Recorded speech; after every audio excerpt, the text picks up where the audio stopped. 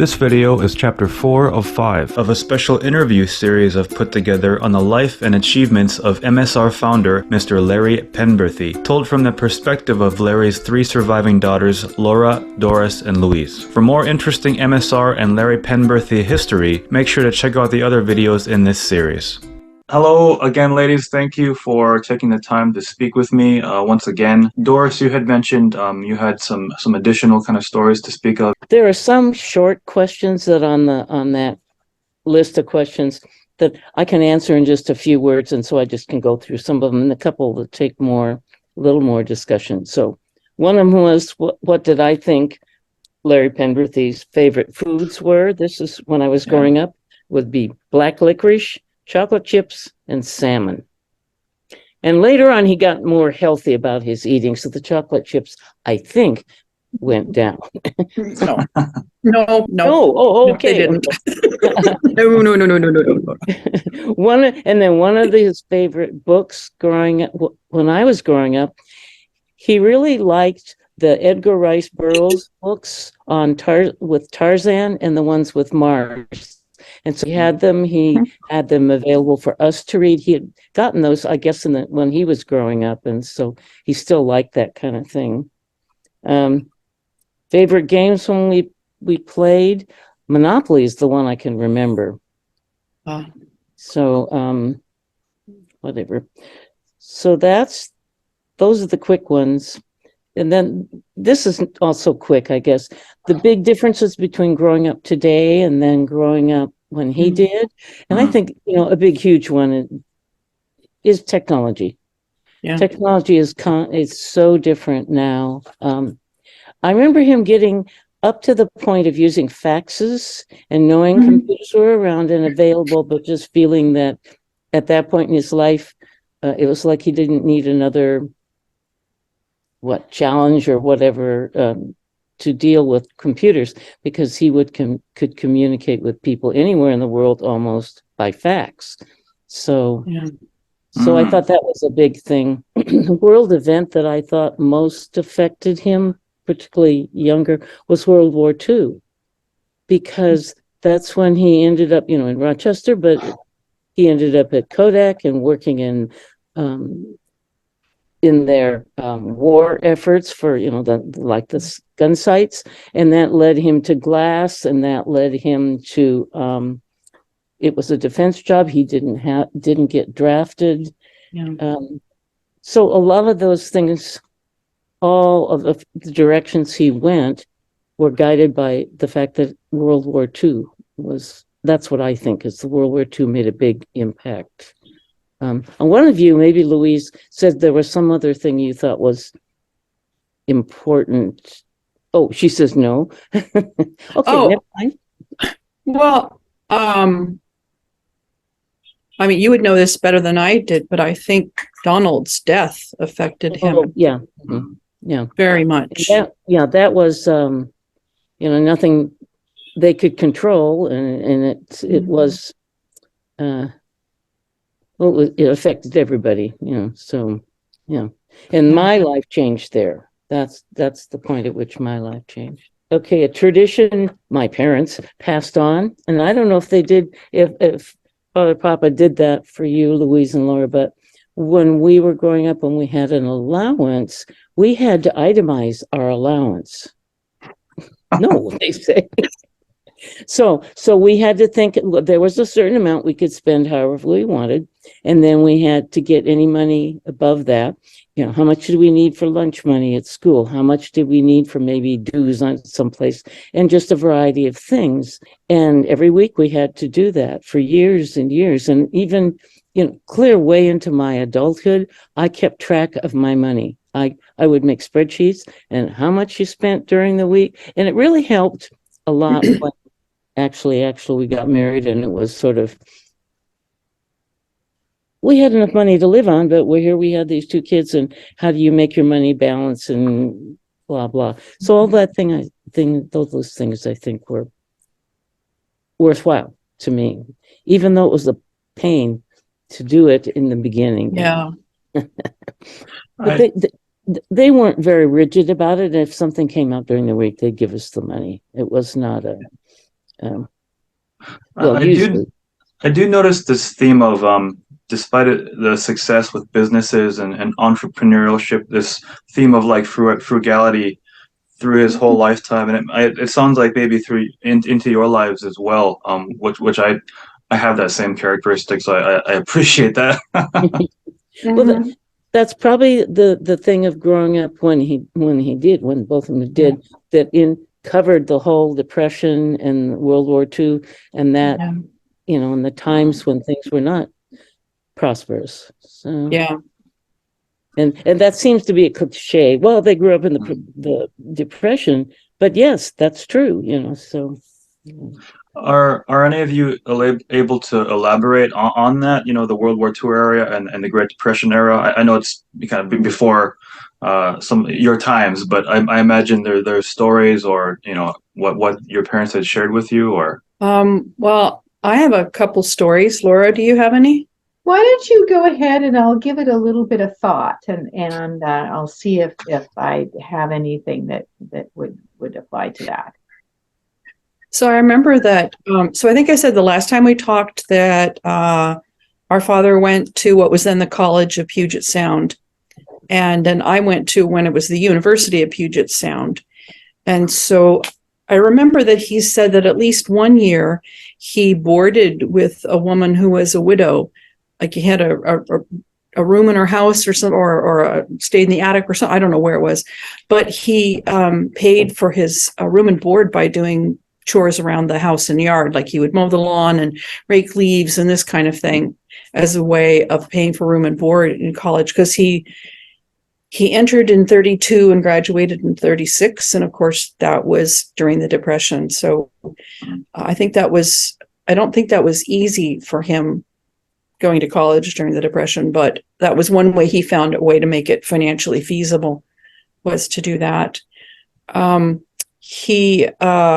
So the Depression, I know what this other story I was going to tell. What I remember was that, and this irritated me when I was a kid before I understood it, but it used to be, as I remember it, his greatest compliment for food was to say it was mild. It was mild tasting. And I just used to irritate the heck out of me if I would cook like, what? I made this great, whatever it was, and all you can say it was mild. Well, I think Laura's and my mom explained, as I recall it, was that during the Depression, they didn't buy spices for food because it was seen as an unnecessary luxury, even though spices aren't that expensive. So he learned to like, or say he liked, mild food because that was a sign of, I think it might have been easier for him to believe he didn't want something than to recognize the fact that they just couldn't afford it. But I also remember a funnier story from when he was at the College of Puget Sound. Did I tell you? Tell me if I told the story last time. So he was secretary of the junior class when he was a junior. And there was a tradition at the at the College of Puget Sound, that was discontinued by the time I got there for reasons I'll explain. There used to be this hatchet, and the senior class had the hatchet and they would hide it. And at the end of the year, the senior class would pass it off to the junior class, the incoming seniors. Well, when our father was a junior and he was secretary of the junior class, they somehow found it and they stole it from the seniors. And there used to be a memorial behind Jones Hall, I think, which is the oldest building at the University of Puget Sound campus. There was a war memorial to the college. It would have been men who died in World War I. And so the juniors buried this hatchet under the memorial. Under it. And yes, or at the base of the memorial or something like that.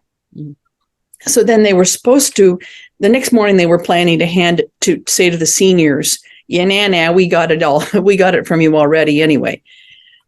And they went that night. They went with, I think it was Professor Thompson, whoever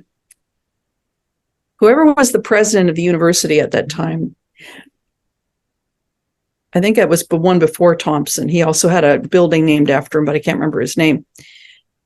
They took him with him in the dead of night to dig up the hatchet from under this memorial to the fallen dead of World War I. And Papa says he had length of pipe.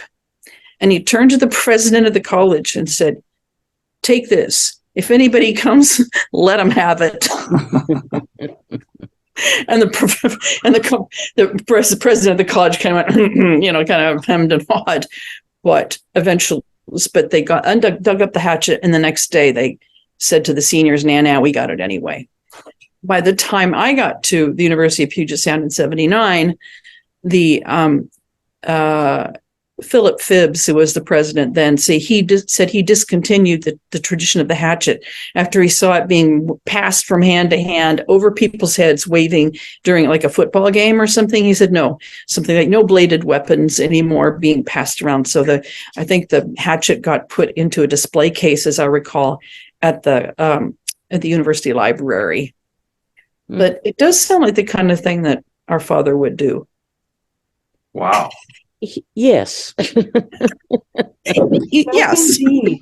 Yes. And the reason for the hatchet was the school's theme or mascot, the lumberjack, or something like that at the time. Loggers. I don't know that it's the loggers anymore, so I'm sure it had to do with that, loggers and the hatchet. Right. So the educational institution, borrowing from one of the strongest local industries, because of course logging was huge in this area for decades.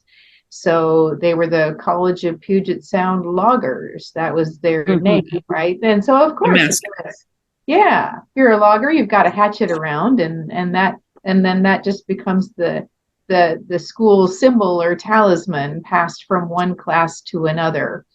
And so, however, I can see where that tradition would be discontinued after a while, as seen as, less than safe. I think that all that area around Randall, where he grew up, was not first growth forest, but second growth forest. After they'd logged that area, then this is what the trees that grew up there into a forest again was second growth. So the logger tradition went way back, I think. And then I remember a story. So you'd asked about the effect of the Depression and the World War II on him. And I remember a story he told of when he was working at Eastman. Was it just called Eastman or Eastman Kodak then? Kodak. Okay, with the Kodak part, yeah. Yeah. That he had made a bunch of lenses of two materials with two different refractive indexes, right? Only visually they're very hard to tell apart, or it was taking a while. So what he did was he mixed some chemicals together to have the same refractive index as one of the sets of lenses. So you could just stick it on top of some liquid of that refractive index. And if the view didn't change, you knew then it was one type. If the view did change, then it was in the other. This is a quick way to sort them. Well, what he told me was he used liquids like benzene, which is, benzene and toluene, which would maybe not those exact, but the kind of thing. He said he would never do it now because those fumes are toxic, right? Those chemicals are toxic. But it was an easy way to sort these lenses, which had somehow gotten all jumbled together. Wow. Yeah.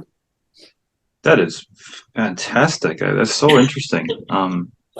I think too, for me, like, so my grandfather would have been about, or both of them would have been about the same age as Mr. Penberthy, but like he was in the Civilian Conservation Corps, and from what I've read and heard, like that era, that conflict had such an enormous impact on people around the world. But obviously, is there anything else you'd like to contribute in terms of kind of that period, Laura or anybody? Josh, you asked about if he could have dinner with one person he admired in his life. I couldn't think of who it might be, but then I thought you asked about mentor types, and I'm thinking, well, I don't know either. I don't know that he had a mentor, but I think he really respected and felt comfortable conversing with people who were on the, for lack of a better word, intellectual level that he was. So I remember two things that he did. One was, do you know who Andres Segovia was? Conductor? A guitarist, a classical guitarist. That's right. Yeah. I went to several concerts with him in Seattle, even when I was older, not just in school. And he always wanted to go backstage and meet him and talk with him. I'm going, okay. So, and then the other person was, and this may be even more obscure, S.I. Hayakawa. Oh yeah, the He was an English professor. He was the president of San Francisco State University. He became a U.S. senator. He was English. He wrote about the English language. Anyway, he heard right, that yeah. Father Papa heard that Hayakawa was going to be, this is pre-computer days, on the radio somehow you could phone in and ask questions and converse with him. And he made a point of calling in on that program and getting to talk with him. And that he thought that was great. Wow. I don't know that they are mentors or anything, but that's the what he thought was really cool. Yeah, You never heard either one of I them? didn't. Oh, and the one other thing that you asked, Josh, had to do with things that exemplified family values or whatever. And I'm not sure, I think this sort of follows that both my parents were both accepting of other cultures, of people who were not the same, even though we grew up in West Seattle, which was like at the time 98% or whatever white, I suppose. Yeah. It's not anymore, but because I think that's because he traveled so much in other countries. Mhm. But we had people visit from Japan, from India, South Africa in the house, and so that thing of we're open to a lot of people, a lot of kinds of people, not the somewhat more narrow-minded view that some people have. And I think that's it. That sounds very enlightened, particularly for that era. I think. I think that would be such an advantage. I assume for you all, in your formative kind of years. It was different, most of when I was growing up, most of my friends' fathers just had standard jobs and they didn't do this kind of traveling. And and some people thought that, then we must be rich because he was going to all these countries, without thinking, though, this was his job. He needed to go to those countries because that's where the business was. And yes, it cost money, and yes, he got to go, and I got to go once, but that was the nature of the business. Mm-hmm. Laura or anyone, we're actually, before I hit record, like we were talking about kind of the Pacific Northwest and Seattle and the changes in that region and over time. Would any of you guys like to talk about that now, or would you prefer to talk about Holden right now, Laura? What I was going to say about Seattle and the changes is that the companies headquartered here that come to mind are Microsoft, Amazon, and Starbucks. Large companies, they chose the Seattle area, in some cases similar reasons, in some cases different reasons. But they have so many employees, and for a certain level of employee have brought so much wealth to the Puget Sound area that's why it's now an expensive place to live, and has developed a lot of big city problems that it didn't have a few decades ago. So that's what I see as a major area of change to the point where it's become difficult for the Seattle City elected leadership to work with the management of the large companies of the region to try to get them to help address the issues that the presence of their company created. That some employees of those companies, some of them were being paid quite a bit of money, so they can afford quite a lot more than people working in other industries that are lower paid. So the city as a whole got out of balance pretty quickly by the presence of those companies. I could imagine your answer, but being locals and having a long family legacy in that region, and then watching them come in and socioeconomically it changes everything. How did you guys feel about that, if you don't mind me asking? Well, I think it goes both ways. You want to see your hometown be successful and thrive, but you also don't want to see it become unlivable and unaffordable for segments of the population. So I think for my own part, because I'm back in West Seattle, and West Seattle has changed. Some parts of it are changing fairly significantly. A lot of it has not. It's very much the same as when we were growing up. So in a way, I've been able to find a way to live in this neighborhood that works for me, and I enjoy living here. So I think I'm seeing less change than some other people are in the city, and that's how I've made it work for me. But I recognize the issues elsewhere. One thing about West Seattle to riff off of that is that I can't remember if we talked about this last time, but when Doris and then when Laura and I were growing up there was only a drawbridge at the north end of West Seattle. So it was very much a bedroom community. It's easy to get, it was relatively easy to get out of West Seattle if you went south. But there were still more bridges, basically, and they were all drawbridges because they go over the Duwamish River, which at that time did and still does have some shipping on it.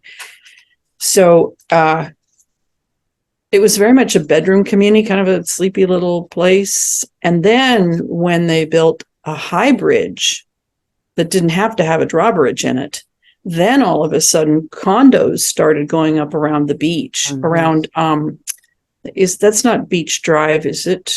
Yeah, it's Beach Drive, Harbor Avenue. Harbor Avenue to Alki Avenue, and that's the Duwamish Head neighborhood. Right. So if I sort of draw a map with my hands, like here's like West Seattle and here's the rest of Seattle, right? Well, there used to be just a drawbridge across here, and then they built the high bridge, and so all around Elliott Bay there, where you had all the great city views right there on the beach, all of a sudden all these condos sprung up, and all these people started moving to West Seattle who had more money and could afford those new condos, and so larger buildings started going in. But now it's a big thing that the main arterial up and down north and south is California Avenue. And now in the California-Alaska junction, which is what we called the big junction growing up, and some people still do, as opposed to the little junction, which is California and Alaska, and Admiral. There are now larger apartment buildings going up around there, 6 and 8 story.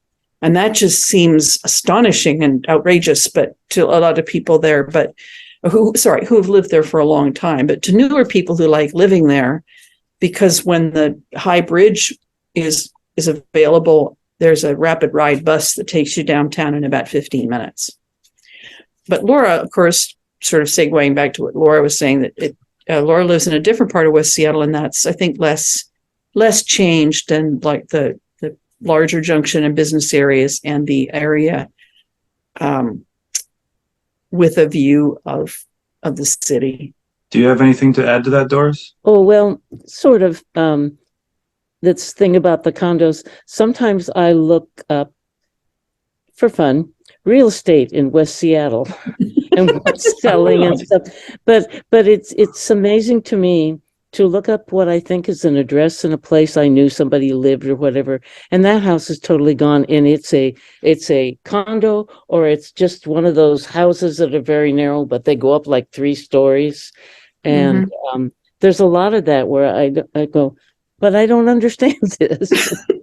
Even the house that I grew up in on that was on 47th, the one I lived in the longest time, after I left, it grew up too. It was a 4-level house, and they added another level above it with more bedrooms and a bath, and it was like, wow, that's not my house. So I thought, well, we all grew up together, whatever. But yeah, that kind of thing of seeing what's there. Yet the junction looks the same. The junction's right. Well, Admiral Junction's a little different, but the Alaska Junction looks more like it Yeah. to me, to what I remember. Yeah. Okay. I think it's a similar trend, well, maybe globally, but definitely in New Zealand, where there's a huge labor shortage. So you have immigration policies that are very open, and so they're just people flocking here, and the real estate prices are skyrocketing. Cost of living, everything, and I think a lot of maybe this has been your experience in Seattle, but part of what draws people to a place that natural or whatever is beautiful, and then you have a population surge, and it damages or in some cases destroys what originally brings people there, sadly. The thing that when they put the bridge in and then the more people moved in, it created a more diverse population in Yes. Seattle than anything when we were growing up. So that's a plus, I think. Yes. Diversity. So even you look at the high school, the kids were graduating from high school, and that's way different than what you might have seen, 20, 40, 60 years ago. So. Yeah.